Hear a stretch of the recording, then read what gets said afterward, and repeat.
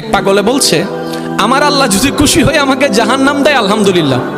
এবার শিক্ষিত সমাজ যারা আমাদের মতো কিছু আছে না, বেশি পণ্ডিত, এবার যাই বলতেছে সবাই চাই জান্নাতে যাইতে, এই পাগলে চাই জাহান্নামে যাইতে। কত বড় গাদা। পাগলে মুস্কি হেসে বলে যায়, হ্যাঁ ঠিকই বলছেন, আপনাদের মতো সুস্থ আমি হতে চাই না, এই পাগলেই থাকতে চাই। এবার তাদের একটু টনক লটলো, কয় কেন? সবাই চাই জান্নাত, তুমি চাচ্ছ জাহান্নাম। বলে যে ভাইয়ারা, আপনারা মনে হয় আমার কথাটা খেয়াল করেন নাই। আমি বলেছি আমার রব যদি খুশি হয়ে,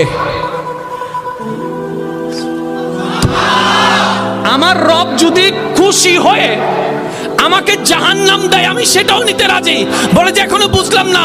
পাগল বলে জ্ঞান দিয়ে রবের বিষয় বোঝা যায় না, দিল দিয়ে বুঝতে হয়। আরে শুনো, রব যখন খুশি হয়ে যাবে জাহান্নামটা জান্নাত হয়ে যাবে, রব যখন নারাজ হয়ে যাবে জান্নাতটা জাহান্নাম হয়ে যাবে।